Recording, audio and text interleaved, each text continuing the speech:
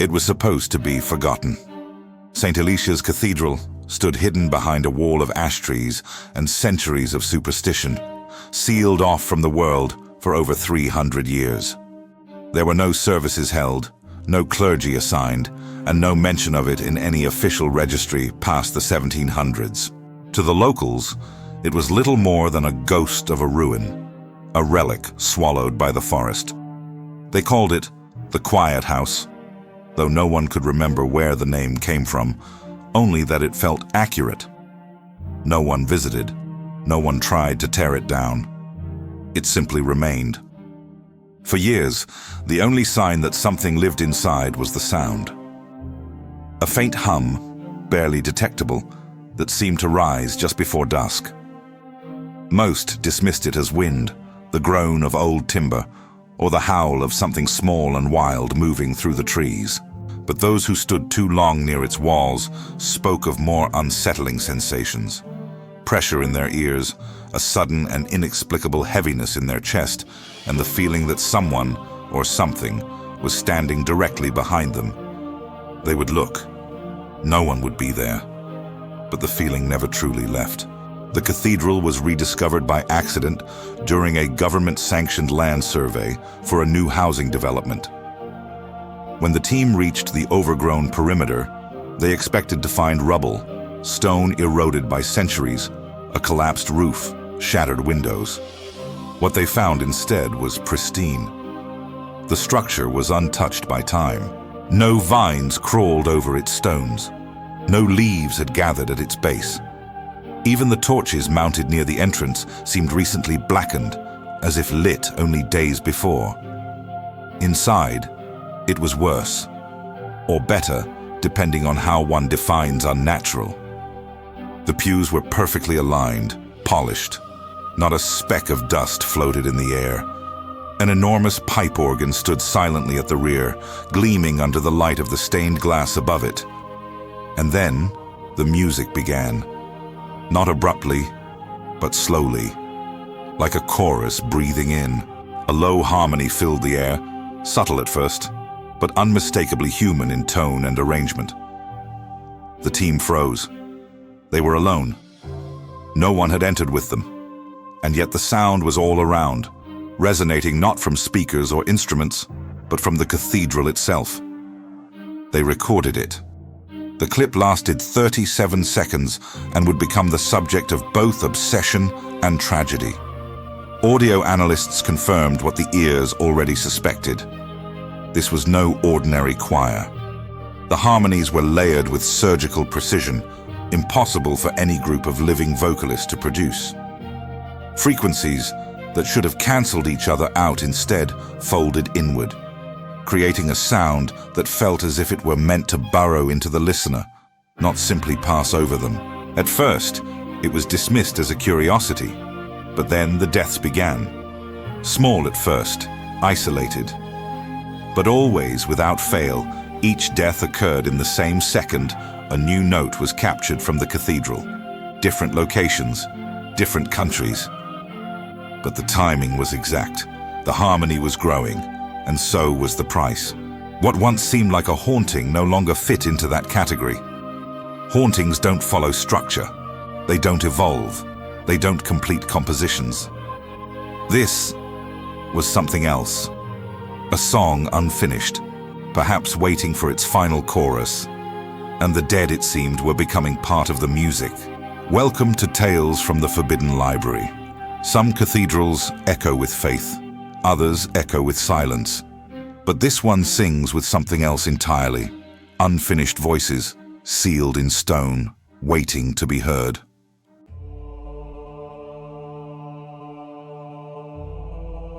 St. Ilicia's Cathedral was never meant to serve a large congregation.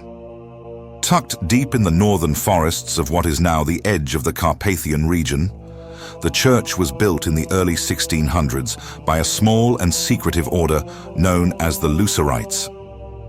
Little documentation about them exists today, but scattered records suggest they believed sound was the purest form of prayer. Not spoken words, but vibrations, harmonies, tones layered to echo the divine. Their motto, inscribed above the cathedral's original altar, roughly translates to, "What is sung cannot lie." The Lucerites were reclusive, and their rituals were considered unorthodox by neighboring churches. There were no sermons, no scripture read aloud. Instead, each service was a performance, a complex arrangement of vocal tones and choral chants, often sung in a language not found in any known liturgical text. Witnesses from surrounding villages who were occasionally invited to listen described the experience as euphoric and terrifying. Some wept without understanding why. Others fainted after hearing only a few minutes. A few ran screaming, claiming they had heard something speaking from beneath the music. In 1691, everything stopped. There are no records of disaster, no fire, no battle, just silence. One day the cathedral was active, and the next it was sealed. Doors barred shut, windows boarded, its name quietly removed from regional maps. Attempts to reach the building were discouraged, sometimes violently. It became a myth, a haunted ruin. Something whispered about during winter festivals, but never investigated. Over the next few generations, its location faded from memory. By the 1800s, it wasn't just abandoned, it was erased, but legends remained. In particular, the tale of the final service held by the Lucerites. According to oral tradition passed through nearby families, the last Mass wasn't a failure. It was a success, too much of one. The choir had prepared something extraordinary. A hymn so precise, so perfect in tone and balance, that it no longer felt like music. It felt like a doorway. The singers were said to have entered a trance midway through, voices lifted far beyond their normal register until even the youngest choristers sang in tones that shook the building's foundations. Then came the silence. No one knows what happened after that service. Those who were outside never heard the doors open again. Some believe the entire congregation vanished, taken by the hymn itself. Others think they're still inside, mouths frozen mid-verse, suspended in time. But what's consistent across all accounts is that the sound never truly stopped. Even centuries later, people still reported faint harmonies when walking near where the forest now conceals the cathedral. Always at sunset, always the same melody. When the building was rediscovered, historians were baffled by its preservation. Even stranger was the discovery that the pipe organ inside was in perfect working order, though the metal used in its construction had long since been phased out in that region. Musicologists who studied its architecture noted something else. The acoustics of the room weren't just designed for performance, they were engineered for resonance, with chambers beneath the floor that amplified certain frequencies. This was not a place of worship. It was a chamber built for transmission. One peculiar discovery sealed the building's legend in modern paranormal lore. Hidden in the pages of a crumbling choir book, researchers found a final composition, partially completed. It contained strange notations, some musical, some symbolic, that no expert could decode. But next to one particular note, a handwritten phrase had been added in old ink. "This is the voice that ends the silence." The question now was, whose voice? And what silence? St. Ilicia's was never bombed, desecrated, or overtaken by war. It simply disappeared into silence, sealed by the very song it was built to contain. But if the music never stopped, and the deaths now begin to rise in rhythm with it, then perhaps that silence was not protection. Perhaps it was a prison.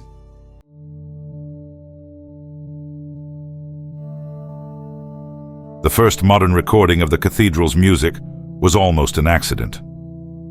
A technician working with the restoration team left a high-sensitivity recorder running overnight inside St. Ilicia's nave.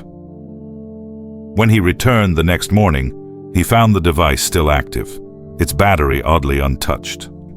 But the contents were far from silent. The file contained nearly an hour of choral sound, soft and steady, layered in rich harmonics that should have been impossible without a full ensemble present. The recording immediately drew attention from audio analysts, musicologists, and later paranormal researchers. The sound was haunting, yes, but not in the typical cinematic sense. It lacked the usual unsettling dissonance or jarring tones expected of haunted places. Instead, it was beautiful. So precisely arranged that even seasoned composers could find no trace of human error in the timing or vocal layering. Frequencies hovered at the edges of human perception, just enough to make the listener feel seen.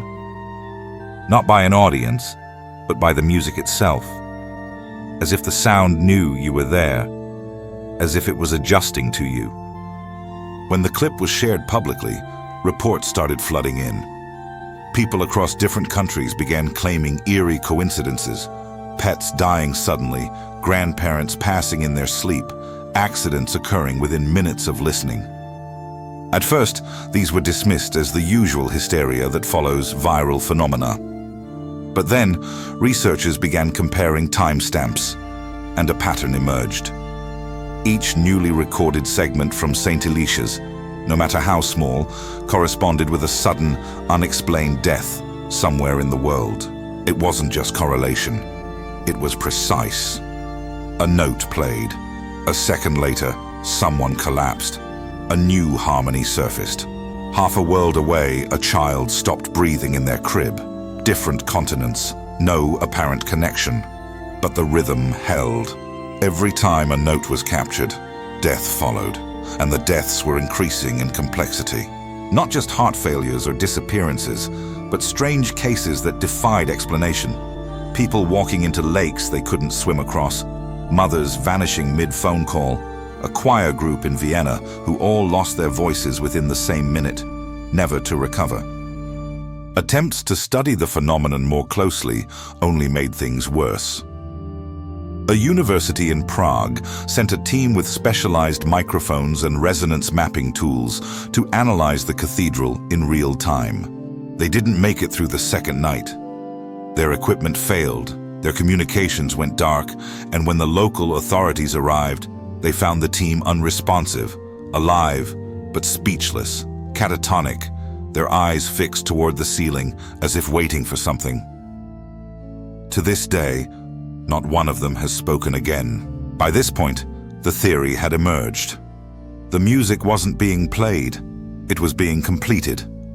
Each death was a note, each soul a sound. The choir was unfinished, its final hymn left incomplete centuries ago. And something, perhaps the cathedral itself, or the force that once lived within it, was now finishing the composition, one voice at a time. The music wasn't passive, it was harvesting. Some experts speculated the Lucerites had begun this process long ago and were perhaps taken before they could control it.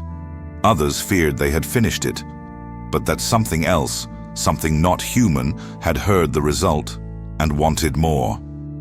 Either way, the pattern suggested a truth more horrifying than any haunting. The song was alive, and the world was being used as its instrument. Attempts to seal the building again have failed. Audio feeds still pick up faint harmonies, even when no equipment is left inside. Visitors who approach the cathedral often return changed, disoriented, grieving, sometimes overcome with a desire to record or hum what they heard, despite not remembering the tune consciously.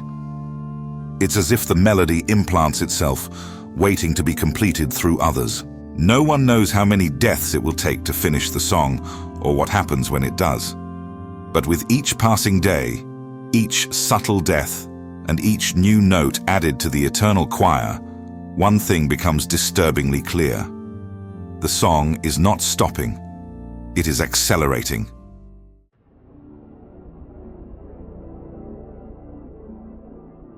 By the time the third full-length recording was captured from St. Ilicia's, something had changed. The tone was no longer purely harmonic. Embedded within the beautiful, precise structure were distortions, barely audible at first, like breathing woven between the chords. Some listeners described it as the sound of someone exhaling just behind them, Others claimed to hear a voice, not singing, but whispering syllables in a language that left no memory after waking. Whatever it was, it meant one thing. The composition was evolving. It was no longer just a hymn. It was becoming something conscious. The researchers monitoring the audio noticed another shift. The newer notes weren't mimicking human voices anymore. They had begun to bend pitch and duration in unnatural ways, creating overtones that interfered with brainwave readings during analysis. One neuroscientist reported auditory hallucinations after just 20 minutes of exposure. He claimed the melody no longer wanted to be heard, it wanted to be understood. And whatever message it carried wasn't meant for the ears, but for something deeper, older, and hidden inside us. Then came the most terrifying discovery of all. While tracing the source of the latest audio fragment, investigators noticed that the music had stopped recording at a precise timestamp, just as the death of one of the cathedral's own archivists was logged. He had died of sudden cardiac arrest while working on the very track he'd pulled from the recording. On his laptop was a single line, typed just before his heart stopped. It read, "I think I know how it ends." The fear now was no longer about what the music could do. It was about what it was building toward. If each death, each note, was part of a structure, what was that structure meant to become once complete? Was the cathedral a transmitter, a vessel, or perhaps a conductor, not of electricity, but of belief, of grief, of something older than either? One occult scholar suggested a chilling theory. She believed the original Lucerite hymn had been an attempt to sing the name of something not meant to be spoken aloud, a being or force whose identity was never meant to cross into language. The music, then, was a boundary ritual, a spiritual architecture designed to contain the sound without fully speaking it. But now that the structure is being completed outside human hands, death by death, note by note, the containment is breaking. And whatever name the hymn holds is preparing to be revealed. People around the world are beginning to hear fragments of the melody in their dreams. It seeps in during sleep, often accompanied by images of a cathedral they've never seen, yet recognize instantly. Some wake up humming the tune. Others draw strange symbols on their walls without remembering. One child in Morocco wrote the phrase, "The last verse needs a living voice," in perfect Latin, despite never having studied the language. That phrase is what scares investigators the most. It implies that the song will not end on its own, that the deaths, the harmonics, the echoes, all of them are building to a final line, a crescendo that requires more than just suffering or sacrifice. It needs a singer, not a ghost, not a spirit, a living, breathing person who will be the final instrument to complete the hymn. But what happens once it's finished? Some believe the moment the last note is sung, the boundaries between sound and matter will collapse, allowing something to step through the completed frequency. Others believe the song will become a loop, singing the world into silence. That music, once divine, will reclaim the space where language once ruled.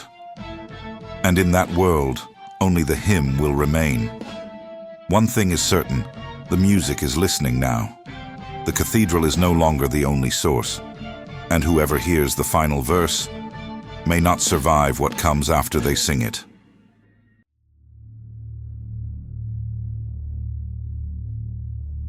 There is a reason so few remember St. Ilicia's, a reason its name was erased, its walls sealed, its music buried beneath centuries of silence. The cathedral was not simply forgotten, it was hidden. Hidden by people who understood that the song trapped inside it was never meant to be finished. That a hymn sung in full would not bring salvation, but a revelation humanity was never meant to receive. And yet now, death by death, note by note, it moves toward completion. It no longer needs a choir.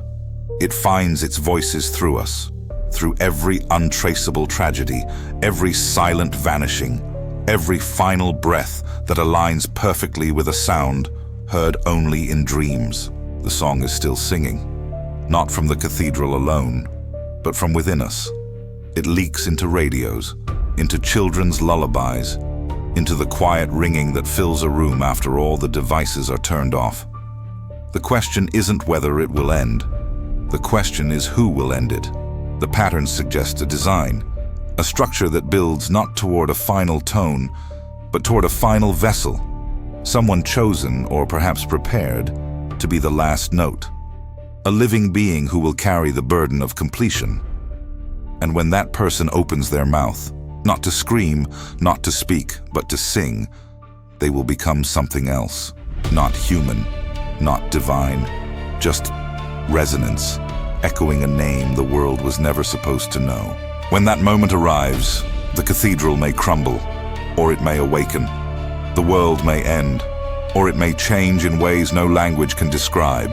But we'll know, we'll feel it, a pressure in our chest, a silence that hums, a note that doesn't stop ringing even when the music fades, because it won't fade. It will be part of us now.